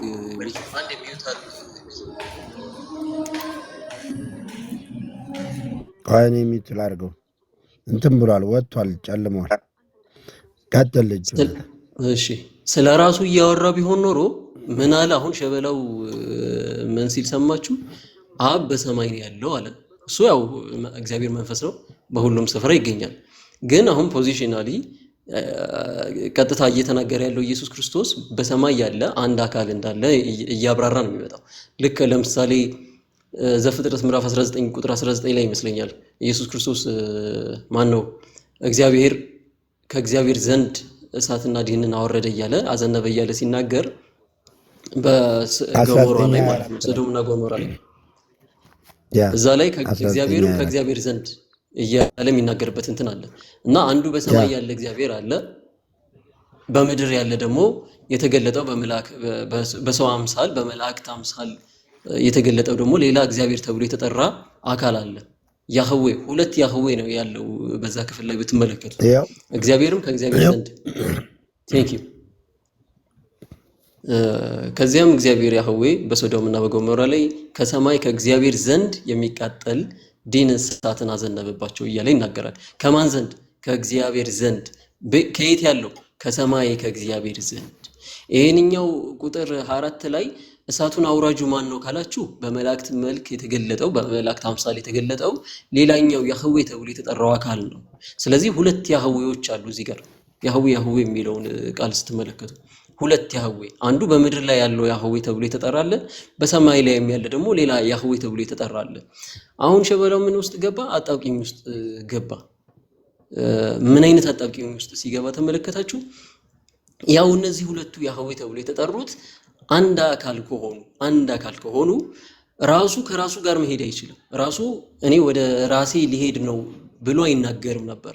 ማቴዎስ ወንጌል ምዕራፍ 14 ላይ ነው አይደል? ቅድም ያወጣነው ክፍል ጆ አውጣውና ምዕራፍ 14 ላይ ሄዳችሁ ስትመለከቱ እንደውም አውጣውና እያነበብነው በደንብ እንትን እንላለን። ሁለት እግዚአብሔር አለ የምንለው ከአካል አንጻር ነው። ሰው ነኝ ሁለት እግዚአብሔር። አሁን ለምሳሌ ኢየሱስ ክርስቶስ ያህዌ ተብሎ ይጠራል። እግዚአብሔር አብም ያህዌ ተብሎ ይጠራል። ሁለት እግዚአብሔር ብለህ ትናገራለህ። ግን አንድ መለኮት ነው። ሁለትነቱ በምንድን ነው? በአካል። ስለ ፖዚሽን እያወራን ስለሆነ ማለት ነው። ስለ ስፍራ እያወራን ከሆነ በሰማይና ምድር ብለን እንደከፈል ነው ሁለት አካል አለ እንጂ ሁለት አምላክ አለ ማለታችን አይደለም። እኛም የአጥብቀን የምንቃወመው ነገር ነው እሱ። ትራይቴይዝም በእኛ አስተምህሮት ውስጥ የለም።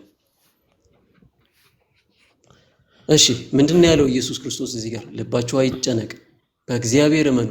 በማን እመኑ አለ? በእግዚአብሔር። በእኔም ደግሞ እመኑ አለ። አያችሁ፣ ራሱን ከእግዚአብሔር ተብሎ የተጠራው አካል ራሱን ለይቶ ሲያወጣ በእኔም ደግሞ ብሎ ደግሞ የምትለዋን በደንብ እንትን እንድታሰምሩባት ፈልጋለሁ። በተለይ ኦጂዎች እዚህ ካላችሁ በእኔም እመኑ ደግሞም ብሎ ማለት ነው። እንዴ ሁለት ጊዜ በእኔ እመኑ ብሎ ባልተናገረ ነበር ስለ አንድ አካል እየተናገረ ቢሆን። ከዛሳ ቁጥር 2 ላይ መጣ። በአባቴ እዚህ ጋር ልመልስ አንዴ ሰው ነኝ አንዴ በአባቴ ቤት ብዙ መኖሪያ አለ። በማን ቤት? በአባቱ ቤት ካለ በኋላ ምን አለ? ይህም ባይሆን ኖሮ ነግራችሁ ነበረ። የሚሄደውም ስፍራ ላዘጋጅላችሁ ነው። ወዴት የሚሄደው? ወደ አባቱ የሚሄደው። እንግዲህ ወደ ራሱ መሄድ የሚባል ነገር የለም። እኔ ወደ ራሴ ልሄድ አልችልም፣ እዚሁ ራሴ ነኝና። ስለዚህ ወደ አባቴ ልሄድ ሲል ወደ ራሴ ልሄድ ብሎ ሊናገር ፈጽሞ አይችልም ኢየሱስ ክርስቶስ። ስለዚህ ወደ አባቱ ይሄድና ምንን ያዘጋጃል? ስፍራን ያዘጋጃል። አባቱ በሱ ውስጥ ቢሆን ኖሮ ያለው ወይም ደግሞ ኢየሱስ የሚሉት ስጋ በቅድም ሲናገር ነበር። ስጋ ቢሆን ኖሮ በአባቱ ስፍራ የተባለው ኢየሱስ ክርስቶስ አሁን ምድር ላይ ስላለ ያ የተዘጋጀው ስፍራ በምድር ነው እያሉ ነው ማለት ነው። ወደ ምድር ደግሞ ሊሄድ ብሎ አይናገሩም ነበር። መሄድም ባላስፈልገው ነበር። ስፍራ የሚያዘጋጀው እዚሁ አሁን እሱ ያለበት ቦታ ላይ ቢሆን ኖሮ። ነገር ግን ሳንጨርስ ወዳጅ፣ ስለዚህ ምን አለ? አባቴ ቤት ብዙ መኖሪያ አለ። ምን አለ? ላዘጋጅላችሁ ነው። ሄጄም ስፍራ ካዘጋጀሁላችሁ በኋላ እናንተንም ከእኔ ጋር እንድትሆኑ ለወስዳችሁ ዳግመኛ እመጣለሁ እያለ ይናገራል። እኔ የምሄድበት ስፍራ የሚያደርሰውን መንገድ ታውቃላችሁ እያለ ደግሞ ያስቀምጣል፣ ወደ አብ የሚደርስ መንገድ። አሁን ቶማስ የሚጠይቅበትን ይናገራል። እሱ ላይ ነው አሁን እነሱ ቁጥር 8 ላይ ወርደው ነው እንትን የሚሉት። ግን ይሄን ሁሉ ሳያነቡ ቁጥር 8 ላይ ብቻ ስታክ ለማድረግ ነው የሚፈልጉት።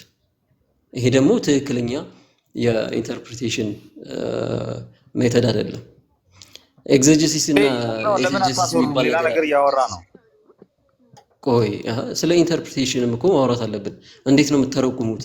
ያለ ሄርሜኔቲክስ የምትወስዱ ከሆነ ማለትም አንድን ራሴ ለምን ተረጉማለሁ? እሺ ቀጥል። በቃ ፈልጓል መሰለኝ መናገር። ምንድነው ሐሳብ? ሰው ነኝ። እነሱ እንደዚህ ይላሉ እንደዚህ ይላሉ አትበለ። እኔ እዚህ ስላለው መነጋገር ነው እኮ የሚያስፈልገውና አሁን እያልክማ ነው ኢየሱስ። እሺ ከቁጥር 1 ጀምር አስረዳኝ። ኢየሱስ በእግዚአብሔር ደግሞ በእኔ መኑ ሲል ምን ማለት ነው?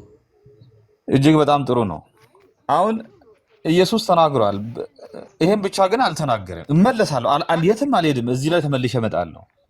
ተመሳሳይ ንግግር ሌላ ቦታ ላይ የተናገረው አለ። ኢየሱስም አለ ሰው ነኝ ገብቶኛል፣ አታስጨንቀኝ፣ ግን እመጣለሁ ብያለሁ። ሰው ነኝ። ቆይ ከተጨነቅ ለምን መሰለህ የተጨነቅከው? ልክ ስለ አይደለ ነው። አንተ አይደለም ከሀሳብ አንጻር ነው የምለው። ቆይ አንዴ ዘና ብለህ ካልተጨነቅ ማለት ነው። ልክ ነኝ ብለህ ካሰብክ ልባቸው አይጨነቅ፣ በእግዚአብሔር መኑ፣ በእኔም ደግሞ መኑ ማለት ምን ማለት ነው? በእኔ የሚያምን በእኔ ያመነ አይደለም ብሏል እኮ አብራርቷል። ይሄን ንግግሩ በእኔ የሚያምን ኖ እዚህ ጋር ያለውን ተናገር። አብራርቷል እኮ ልባቸው አይጨነቅ ብራዘር፣ እዚህ ጋር አውራ። በልባቸው አይጨነቅ፣ በእግዚአብሔር መኑ፣ በእኔም ደግሞ ይላል። ምን ማለት ነው? በእኔም ደግሞ መኑ ማለት መልስ የሰጠው እኮ ነው። ጆ እየሰማኸኝ ነው? ይሄን ንግግሩን አብራርቷል እያልኩ ነው። ይሄ ንግግሩን አብራርቷል የሚል ቃል የለም መጽሐፍ ቅዱስ ውስጥ። አንተ ይህን መልስ፣ አሳያለሁ። እኔ የዚህን አማርኛ ግራመር መልስ። አሁን የዚህን ግራመር ንግግር መልስ። ደግሞ ምንድን ነው? እግዚአብሔርም እንዴ ቆይ ጠየከኝ፣ መልስ ስማ። በእኔም እመኑ በእግዚአብሔርም እመኑ አለ አይደል? አይልም። በእኔም ደግሞ ነው የሚለው አይልም። በእኔም ደግሞ እሺ፣ በእግዚአብሔርም እመኑ በእኔም ደግሞ እመኑ አለ። ትንሽ ቆየና ደግሞ በእኔ የሚያምን በእኔ ያመነ አይደለም አለ። እዚህ ጋር ወይ ብራዘር የሌለ ነገር አታውራ። ያ 12:44 ደግሞ ምንድናት? የሌለ ነገር እንዴት አወራለሁ? ወደ ኋላ የአማርኛ ቃል ደግሞ ምንድናት? የአማርኛ ቃል ፍቺውን እኮ ሳመጣ አትቀበለኝም። ስፈታ ልጅ አትቀበልም እኮ አየህ። የአማርኛ ቃል ነው ደግሞ ማለት ምን ማለት ነው? የአማርኛ ቃል እኮ ነው። ፍታው አንተ ለኔ። ኧረ እባክህ አንተ ትቀልድ በራስ ላይ። ኧረ እንደዚህ አይነት ንግግር እናቁምና ፍቺውን ልስጥ ወንድሜ። የአማርኛውን ግራመሩ ምን ማለት ነው? ልባቸው አይጨነቅ ማለት ነው። እድሉን ጠይቀህ እድሉን እኔ እኮ ነኝ የምናገረው አይደል? ይሄ ክፍል ምን ማለት ነው አልከኝ። ምን ማለት ነው ይሄ ክፍል አልከኝ። ይሄ ክፍል አላልኩም። ምኑን ነው እየጠየቅህ? ልባቸው አይጨነቅ ማለት ምን ማለት ነው?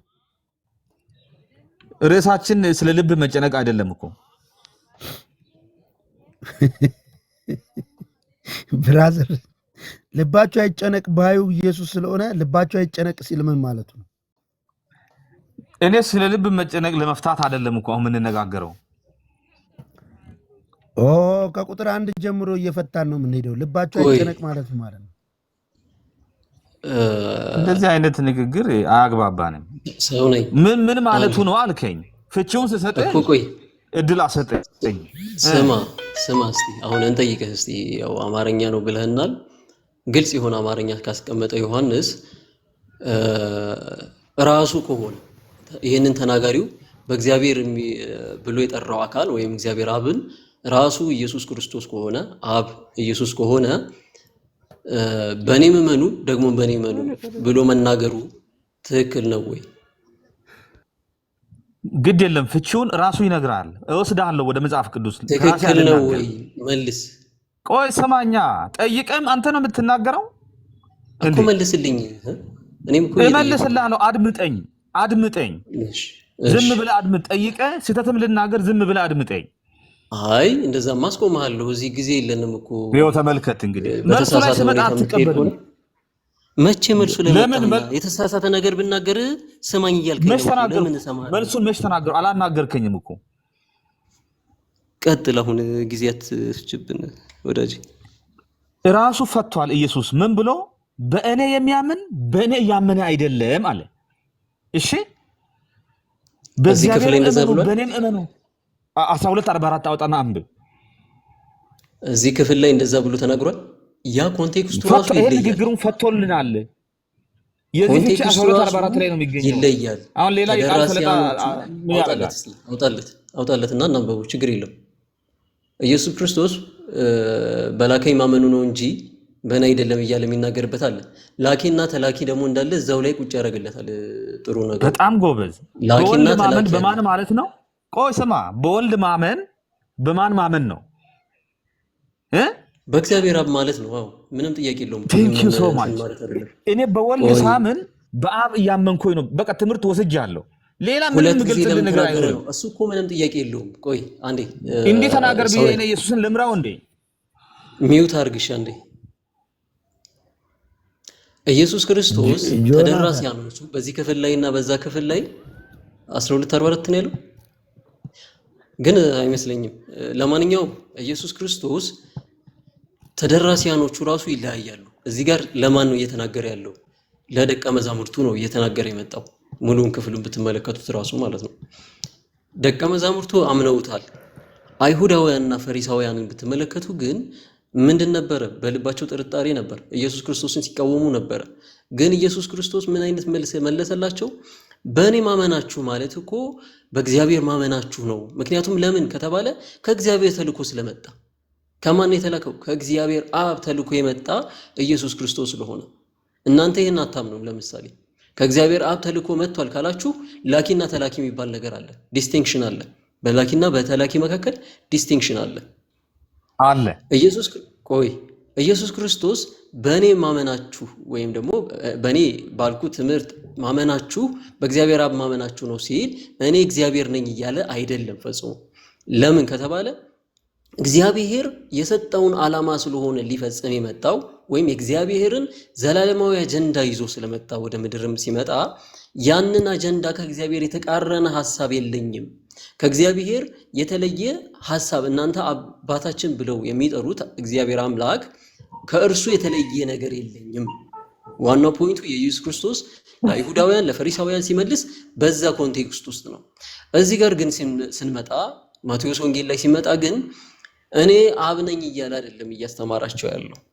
ወይም ደግሞ በእኔ በቃ እንደው እንትን አትበሉ እኔ የተላኩት ከእግዚአብሔር ስለሆነ እንደው ጥርጣሬያችሁ ከእግዚአብሔር በመላኬ ጥርጣሬ አይኖራችሁ ምናምን እያለ አይደለም። ልባቸው ወርዶ ነበረ። ቁጥር ዮሐንስ ወንጌል ምዕራፍ 14 ላይ ገብታችሁ ስትመለከቱ ይህንን ሐሳብ ታገኛላችሁ። ኢየሱስ ክርስቶስ እሄዳለሁ ባላቸው ጊዜ ደቀ መዛሙርቱ ልባቸው ተሰብሮ ነበረ። ማለትም አዝነው ነበር። ለምን? ተስፋ የሚያደርጉት መሲሐቸው ጥያቸው ሊሄድ ነው ስላለ። ነገር ግን እመኑኝ አላቸው። ለምን? ምን አይነት እምነት ነው ከክርስቶስ የምናገኘው? ተስፋ ሰጥቶናል። ምን አይነት ተስፋ? በአባቱ ዘንድ መኖሪያን ለማዘጋጀት የሚሄደውም በአባቱ ዘንድ መኖሪያን ለማዘጋጀት ነው እንጂ ከነሱ ዘላለማዊ ሊጠፋ አይደለም። እንደውም የሚገርማችሁ ነገር ዮሐንስ ወንጌል ምዕራፍ 14 ላይ እዛ ወረድ ይልና እኔ ብሄድ ይሻላችኋል። ለምንድን ነው እሱ ቢሄድ የሚሻልን? ኢየሱስ ክርስቶስ እርሱ ቢሄድ ወደ ማን ቢሄድ? ወደ አብ ቢሄድ። ወደ አብ ሲሄድ እኛም ብቻችን እንዳንሆን ደግሞ ወልድን ማነው እግዚአብሔር መንፈስ ቅዱስን ሰጥቶን ነው የሚሄደው። እርሱ ያጽናናችኋል እያለ ደግሞ ይናገራል። የሚገርማችሁ ነገር እዛ ላይ መንፈስ ቅዱስ የሚባል ሌላ ሶስተኛ አካል እንዳለ ራሱ ኢቭን የሚመሰክር ነው። ሶስተኛ አካል ማን የሚባል? መንፈስ ቅዱስ ተብሎ የሚጠራ። ስለዚህ ሶስቱንም አካል በዛው ዮሐንስ ወንጌል ምዕራፍ 14 ላይ መመልከት እንችላለን ባጭሩ ማለት ነው። እና ኮንቴክስቱን መለየት አለብን። ቅድም ስለ ሄርሜኔቲክስ እና ኢንተርፕሪቴሽን ለሐዋራ የፈለኩት ለዛ ነው። ገና ሳልጨርሰው አንተው ራስህ መሰከርክልን። አንዱን ከአንዱ ጥቅስ ጋር ለማጠረማመስ ነው የምትፈልጉት ወይም ደግሞ ለማደባላለቅ ነው የምትፈልጉት። እንደዚህ አይነት ሄርሜኔቲክስ ደግሞ ይሰራል። እሺ ጆናታን ያዳመጥከኝ ነው? እየሰማሁ ነው። ምልህ አሁን ብዙ ጊዜ ኢየሱስ ወደ አብ ሄዳለሁ ብሎ ሲናገር ወደ ውስጡ ይሄዳል ማለት ነው ትላላችሁ እናንተ። እንደዛ ነው ማለት ነው? ማን ያለ? ቆይ ብላችሁ ትጠይቁናላችሁ። ቅድም ያዳመጥኩ ነበር እኮ። ምንድን ነው የምትክደው? ስማ ምልህ ኢየሱስ ወደ አብ እሄዳለሁ ሲል አብ የሚባል አምላክ ሰማይ ኖሮ አይደለም ወይ? ወደ እሱ ሄዳለሁ ማለቱ አይደለም ወይ? አይደለም እንዴ እናንተ ጥያቄ? አብ የሚባል ከእርሱ የተለየ እግዚአብሔር አብ የሚባል አለ፣ እርሱ አለ፣ ሁለት እግዚአብሔር። ምንም ለጥያቄ አይቀርብም። ኖሮ አይደለም ወይ ወደ ሰማይ ወደ አባቴ ሄዳለሁ የሚለው ነው የምትሉት እናንተ። አይ የለም ብለን ነው እኛ የምንናገረው። ሌላ እግዚአብሔር ሰማይ ላይ ቆይ እንዴ ጆኒ አንዴ አንዴ 10,000 ዓመት ራሱ ብታስረዳው ለምን ጆ መባል ትገባለህ? ዝም ብለህ እንከባበራ። አንዴ ለምን ሐሳብ እናውራ እንጂ።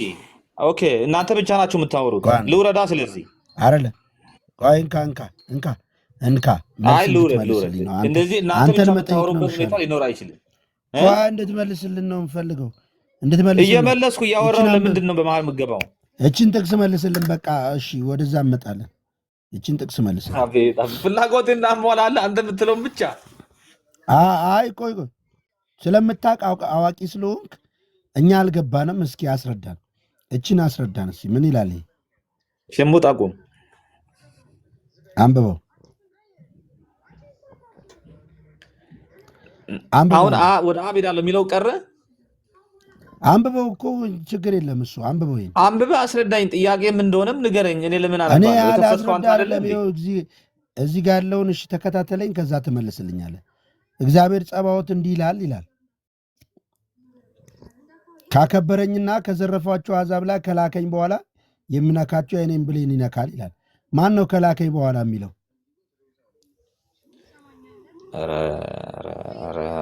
ርዕስ እንዝጋ። ወገቤን አትበል። ማን ነው ከላከኝ የሚለው? ላኪና ተላኪ አለ እያልከኝ ነው አይደለም እንዴ? ይሄን መልስ ምላሽ ስጠኝ። እግዚአብሔር ጸባዖት እንዲህ ይላልና ምን ይላል? ላኪና ተላኪ አለ አይደለም የምትለኝ? ሌላ ሀሳብ አለ ከዚህ ውጭ? እዚህ ጋር የሚለውን እየጠየቅኩ ነው። አንተ እግዚአብሔር እንዲህ ይላል። እዚህ ጋር ቃሉ እግዚአብሔር ጸባዖት ምን ይላል? እንዲህ ይላል። ምን ይላል? ካከበረኝና በዘረፏቸው አሕዛብ ላይ ሰላም ሆኖ እኔ ሉጣ ስራ ምናምን እንትን እያልኩ ስለሆነ ተባረክ። ቴንኪው ስለነበረ ጊዜ። እሺ ተባረክልን። እግዚአብሔር ጸባዖት እንዲህ ይላልና ካከበረኝና በዘረፏቸው አሕዛብ ላይ ከላከኝ በኋላ የሚነካቸው የዓይኑን ብሌን ይነካል ይላል። ማን ይህን የሚናገረው? አልገባኝም። አንተ አስረዳኝ። አልገባኝም አትበል እንዴ። እግዚአብሔር አይደለ ይህን ተናጋሪው? አስረዳ፣ እንደፈለግ አድርገህ አብራራልኝ። ይሄ ማለት ነው ብለህ መጽሐፍ ቅዱስ ታውቅ የለ እንዴ? እኛማ በቃ ከአንተ ልንረዳ ነው። አላውቅም አልኩ እኮ። አላውቅም እንዴት ትላለህ? አሁን እስካሁን አልገባችሁም፣ እኛ ገብቶናል ስትል ነበር እኮ። አሁን ልረዳ ብዬ ጥያቄ መጠየቅም ኃጢአት ነው? ልጠይቅ አይደል እንደ ያመጣሁት? አብራራ። ይሄ ማለት ይሄ ነው፣ ይሄ ማለት ይሄ ነው ብለህ። እሺ እኔ ሳብራራው ከተቃወምከኝ ታብራራዋለህ መልሰህ። እሺ አልቃወምም። አብራራ እኮ መልሰህ ታብራራዋለህ። አንተ ከተቃወምከኝ መልሰህ ታብራራዋለህ። ሰምታችኋል። እሺ እዚህ ጋር ተናጋሪው እግዚአብሔር ነው። እግዚአብሔር እንዲህ ይላል። የሠራዊት ጌታ እግዚአብሔር እንዲህ ይላል። እግዚአብሔር ጸባዖት እንዲህ ይላል። ካከበረኝና በዘረፏችሁ አሕዛብ ላይ ከላከኝ በኋላ የሚነካችሁ የዓይኑን ብሌን ይነካል ይላል። ማነው ይህንን ባየው? እግዚአብሔር ጸባዖት እንዲህ ይላል። ካከበረኝ በዘረፏችሁ ሕዝብ ላይ ከላከኝ በኋላ ይላል። ስለዚህ እግዚአብሔር ጸባዖት ከላከኝ በኋላ ሲል እግዚአብሔር ጸባዖትን የሚልከው አካል አለ ማለት ነው። ኦኬ። እነሆ እጄን በእነርሱ ላይ አነሳለሁ፣ ባሪያዎቻቸውም ይዘርፏቸዋል። ከዚያም እግዚአብሔር ጸባዖት እኔን እንደላከኝ ታውቃላችሁ ይላል። እግዚአብሔር ጸባዖት እንደላከኝ ታውቃላችሁ ይላል። ላኪና ተላኪው እዚህ ጋር እግዚአብሔር ጸባዖት ተብለዋል። ምን ትላለህ? ላኪው ማን ተባለ? እግዚአብሔር ጸባዖት። ተላኪውስ? እግዚአብሔር ጸባዖት።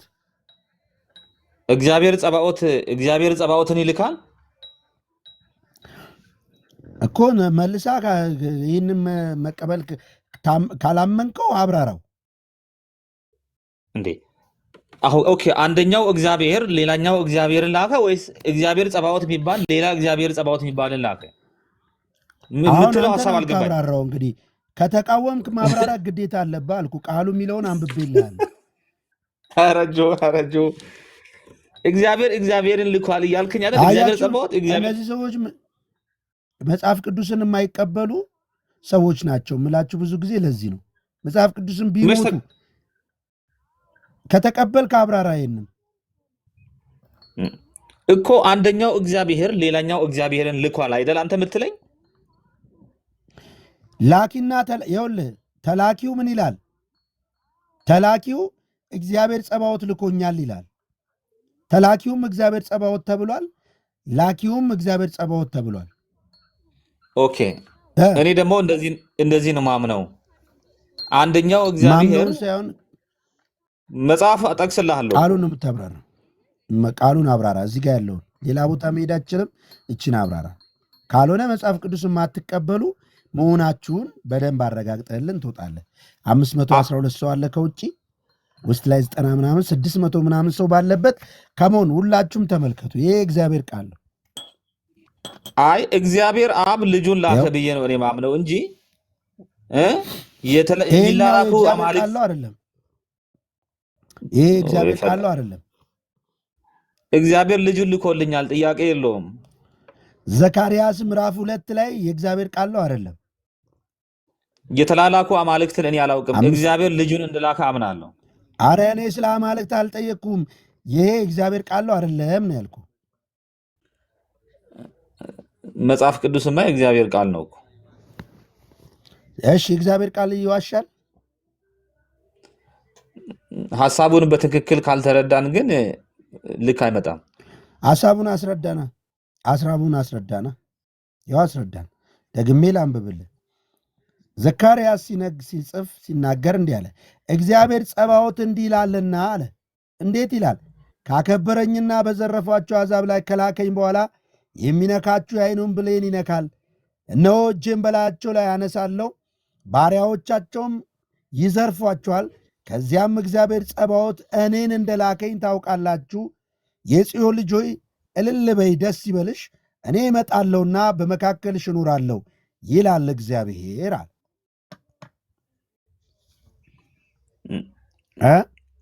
ከዛ አላለቀም። ይኸውልህ በዚያን ቀን ብዙ አሕዛብ ወደ እግዚአብሔር ይጠጋሉ አለ።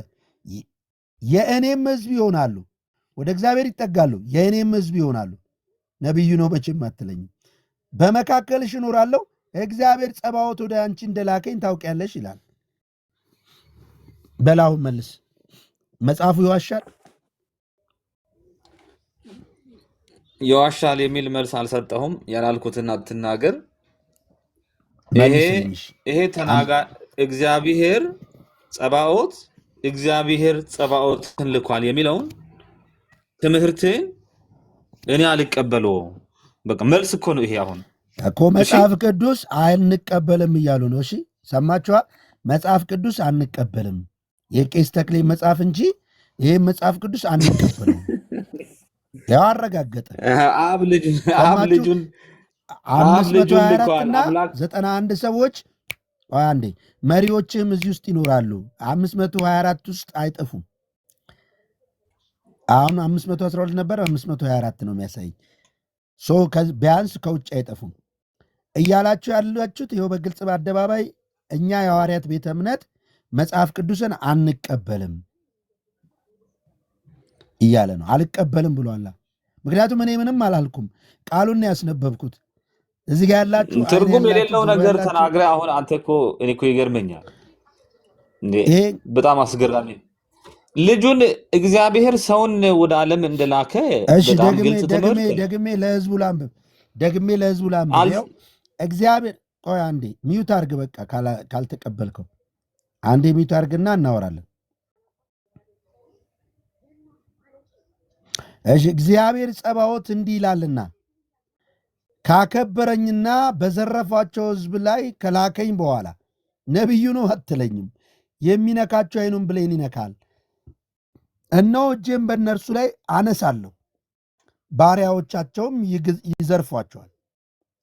ከዚያም እግዚአብሔር ጸባዖት እኔን እንደላከኝ ታውቃላችሁ።